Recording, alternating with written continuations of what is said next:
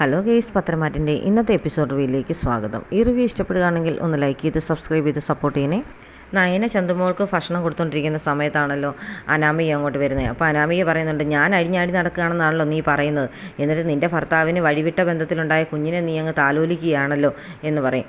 പിന്നെ കൊച്ചെ, നീ സൂക്ഷിച്ചോണം, ഇവളെ ഈ ആഹാരമൊക്കെ തരുന്ന കൂട്ടത്തിൽ വല്ലതും കൂടുതലായിട്ട് മയങ്ങാനോ വല്ലതും ഉള്ളത് തരുമെന്ന് പറയും.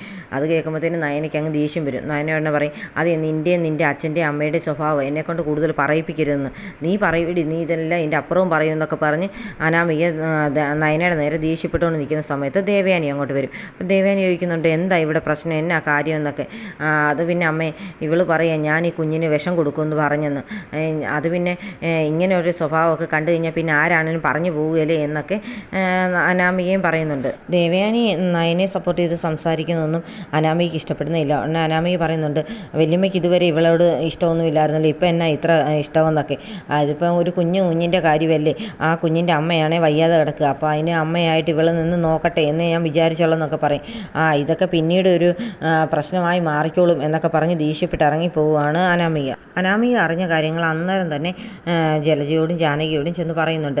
ഇപ്പം വല്യമ്മയ്ക്ക് നയനയോട് അത്രയ്ക്ക് ദേഷ്യമൊന്നുമില്ല, എനിക്ക് തോന്നുന്നത് എന്തോ അവർ തമ്മിൽ അടുപ്പമുണ്ടെന്നാണ് തോന്നുന്നതെന്നൊക്കെ പറയും. അപ്പം ജാനകി പറയും, എനിക്കും ശരിക്കും സംശയം ഉണ്ടായിരുന്നു, അടുക്കളയിലാണെങ്കിൽ നയനയ്ക്ക് ഇഷ്ടമുള്ള ഫുഡുകളാണ് കൂടുതലും ഏട്ടത്തി ഉണ്ടാക്കുന്നതെന്ന് പറയും. അങ്ങനെയൊക്കെ ഉണ്ടോ എന്നൊക്കെയാണ് ജലജ ചോദിക്കുന്നത്. ഞാനല്ലേ അടുക്കളയിൽ ഇപ്പോൾ ഏട്ടത്തിയെ സഹായിക്കുന്നത്, അപ്പോൾ എനിക്ക് മനസ്സിലാകുന്നുണ്ടെന്നൊക്കെ പറയും. എന്നാലും അവൾക്ക് അത്ര ഇഷ്ടമൊന്നും ഇല്ലായിരുന്നല്ലോ ഈ നയനെ, ഇപ്പോൾ എന്താ കാര്യമെന്ന് അറിയത്തില്ലല്ലോ എന്നൊക്കെ പറയും. എന്നാണേലും ഈ കാര്യം അറിഞ്ഞ സ്ഥിതിക്ക് ഇതിൻ്റെ അവസാനം കണ്ടിട്ടേ ഉള്ളെന്ന് ജലജ പറയുന്നുണ്ട്. പിന്നീട് അടുക്കളയിൽ നയനയും ദേവയാനിയും കൂടെ സംസാരിച്ചുകൊണ്ട് നിൽക്കുന്നുണ്ട്. ആ സമയത്ത് ജലജ അങ്ങോട്ട് പാത്ത് വന്ന് നോക്കുന്നൊക്കെയുണ്ട്. അപ്പം ദേവയാനി പറയുന്നുണ്ട്, അനാമികയുടെ സ്വഭാവം ഒട്ടും ശരിയല്ല, അവളുടെ ഒരു സ്നേഹമില്ലായ്മ കാരണമല്ലേ അനി ഇപ്പം അങ്ങനെയൊക്കെ പോകുന്നത്. എന്തായാലും അനി ഒന്ന് വിചാരിക്കേണ്ടതായിരുന്നു, അനാമിക കല്യാണം കഴിച്ചതാണെന്ന് വിചാരിക്കേണ്ടായിരുന്നു എന്നൊക്കെ ചോദിക്കും. ഇതൊക്കെ കേട്ടോണ്ടാണ് ശരിക്കും നിൽക്കുന്നത് ജലജ. അപ്പം പുറകെ വന്ന മുത്തശ്ശി ജലജയുടെ തോളെ പിടിക്കുന്നുണ്ട്. അന്നേരത്തേന് ചോദിക്കും, നീ എന്താ ഇവിടെ നിന്ന് ഒളിഞ്ഞു നിന്ന് കേൾക്കുന്നതെന്ന്. ഉടനെ പറയും, ഞാനിങ്ങോട്ട് വന്നതേ ഉള്ളൂ അമ്മയെന്ന് പറയും. അല്ല, നീ ഇവിടെ എന്തോ നിന്ന് കേൾക്കുന്ന പോലെ എനിക്ക് തോന്നി, അമ്മായിമ്മയും മരുമോളും എന്താ പറഞ്ഞതെന്ന് അറിയാൻ വേണ്ടിയല്ലേ നീ വന്നെന്നൊക്കെ ചോദിക്കും. ഉടനെ ജലജയോട് ദേവയാനിയും പറയും, ഞാൻ നിങ്ങളുടെ ഒന്നും കുറ്റമൊന്നും അല്ല പറഞ്ഞത്, അനിയെ ഒന്ന് ഉപദേശിക്കണമെന്ന് ഞാൻ ഇവളോട് പറയുകയായിരുന്നു. ഇപ്പം നന്ദുവിൻ്റെ പുറകെയുള്ള അവൻ്റെ നടപ്പൊന്നും നിർത്തണ്ടേ, അതിനുവേണ്ടിയുള്ള പറച്ചിലായിരുന്നൊക്കെ പറയും. അത് കേൾക്കുമ്പോഴത്തേന് ജലജ, ആണോ, എന്നാൽ ഞാൻ ഏട്ടത്തി ഒന്ന് സഹായിക്കാൻ വന്നാന്ന് പറയും. അത് വേണ്ട, ഇവിടുത്തെ പണിയൊക്കെ ഇന്ന് തീർന്നെന്ന് പറയും. എന്നാൽ നാളെ രാവിലെ ഞാൻ അടുക്കള കയറിക്കോളാം എന്നൊക്കെ പറഞ്ഞിട്ട് പതുക്കെ അങ്ങ് പോവുകയാണ് ജലജ. അന്നേരത്തേന് മുത്തശ്ശി പറയും, നിങ്ങൾ തമ്മിലുള്ള സ്നേഹം ഇവിടെ എന്തോ കുറ്റം പോലെ എല്ലാവരും കാണുന്നത്, അമ്മായിമ്മയും മരുമോളും എന്താ തമ്മിൽ സ്നേഹിച്ചാൽ എന്താ കുഴപ്പം, ഇത് ഇങ്ങനെ വെച്ചുകൊണ്ടിരുന്നാൽ ശരിയാകത്തില്ല എന്നൊക്കെ പറയുമ്പോഴത്തേന് ദേവയാനി ഇങ്ങനെ ഓർത്ത് നിൽക്കുന്നുണ്ട്. താഴേന്ന് വഴക്ക് കേട്ടതിൻ്റെ ആയിരിക്കും ജലജ അന്നേരം തന്നെ നവിയുടെ അടുത്ത് ചെല്ലും. എന്നിട്ട് നവി ഒന്ന് ഇളക്കാൻ നോക്കുന്നുണ്ട്. നീ ഒരു കാര്യം ചോദിക്കാൻ വന്നതാണ്, ഇപ്പോൾ നയനയോട് ദേവയാനിക്ക് അതുപോലെ ദേഷ്യമൊന്നും ഇല്ലല്ലോ, എന്താ കാരണമെന്ന് നിനക്ക് അറിയാവോന്ന്. ഉടനെ നവി പറയാ, എനിക്കറിയത്തില്ല എന്ന് പറയും. നേരത്തെയൊക്കെ കരൾ തന്ന പെൺകുട്ടിയുടെ പുറകെ അന്വേഷണത്തിന് ഇറങ്ങുമായിരുന്നു, ഇപ്പോൾ അതൊന്നും കാണാനുമില്ല, ഇവർ തമ്മിലിപ്പം ഒരടുപ്പം ഉണ്ടോയെന്ന് എനിക്ക് സംശയമുണ്ടെന്നൊക്കെ പറയും. നിന്നോട് എന്തെങ്കിലും പറഞ്ഞായിരുന്നോ, നിനക്ക് അങ്ങനെ എന്തെങ്കിലും തോന്നിയായിരുന്നോ എന്നൊക്കെ ചോദിക്കും. എനിക്ക് അങ്ങനെയൊന്നും തോന്നിയിട്ടില്ലമ്മ എന്നൊക്കെ പറയും.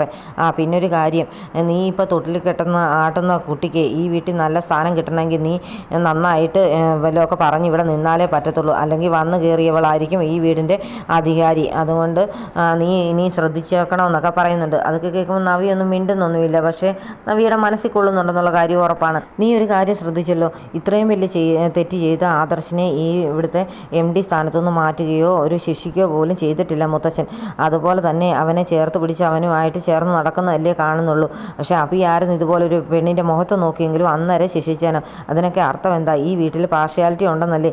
അപ്പോഴത്തേന് വേർതിരിവ് കാണിക്കുന്നത് നീ ചോദ്യം ചെയ്യണം, എന്നാലേ നിൻ്റെ കുഞ്ഞിന് ഈ വീട്ടിൽ ഒരു സ്ഥാനമൊക്കെ ഉണ്ടാകത്തുള്ളൂ എന്നൊക്കെ പറഞ്ഞ് ശരിക്കും എരിവ് കയറ്റുകയാണ് നവിയെ ജലജ. നയനയും ദേവയാനിയും ഫുഡൊക്കെ എടുത്ത് വെച്ചുകൊണ്ടിരിക്കുന്ന സമയത്ത് നവി അങ്ങോട്ട് ഇറങ്ങി വരുന്നുണ്ട്. എന്നിട്ട് പറയും, നിങ്ങൾ തമ്മിലുള്ള ഈ അടുപ്പം എൻ്റെ അമ്മായിയമ്മയ്ക്ക് സംശയമായിട്ടുണ്ട്, അതൊന്ന് നിങ്ങൾ ശ്രദ്ധിക്കണം.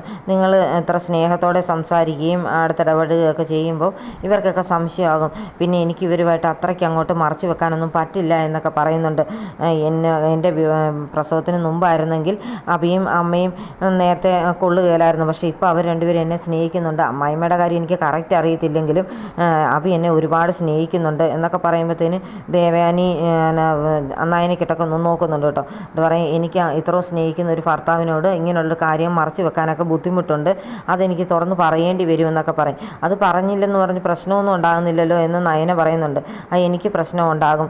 ഇവിടെ പലരും പല സ്വഭാവത്തിലാണ് ജീവിക്കുന്നത്. അതൊന്നും പോലല്ല. എനിക്ക് എൻ്റെ മനസ്സിൽ എന്തെങ്കിലും ഉണ്ടെങ്കിൽ എൻ്റെ ഭർത്താവിനോട് തുറന്ന് പറഞ്ഞ് ജീവിക്കണമെന്ന് ആഗ്രഹം എന്നൊക്കെ പറയും. അതുകൊണ്ട് രണ്ടുപേരും കുറച്ച് സൂക്ഷിച്ചാൽ നന്നായിരിക്കും കേട്ടോ എന്ന് പറഞ്ഞേച്ച് നവി അങ്ങ് കയറിപ്പോകുന്നുണ്ട്. പിന്നീട് കാണിക്കുന്നത് ബെഡ്റൂമിൽ ഇരിക്കുന്ന ആദർശിനെയും നയനയാണ്. നയന ആദർശിൻ്റെ തോളിൽ ഇങ്ങനെ ചാഞ്ഞ് കിടന്നിട്ട് പറയുന്നുണ്ട്, എന്നെ എന്ത് വേണേലും അനാമിക പറഞ്ഞോട്ടെ, പക്ഷെ ഒരു തെറ്റും ചെയ്യാത്ത ആദർശേട്ടനെ ഇങ്ങനെ ഓരോന്ന് പറയുന്നത് കേൾക്കുമ്പോൾ എനിക്ക് ഒരുപാട് സങ്കടമാകുന്നുണ്ടെന്നൊക്കെ പറയും.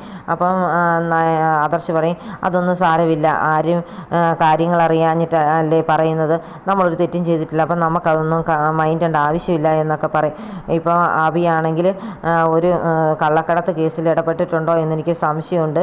ജുവലറി ആയിട്ട് ബന്ധപ്പെട്ടൊരു കേസ് വന്നായിരുന്നല്ലോ, അതിൽ അഭി ഉണ്ടെന്ന് എനിക്ക് സംശയമുണ്ട് ശരിക്കും എന്നൊക്കെ പറയും.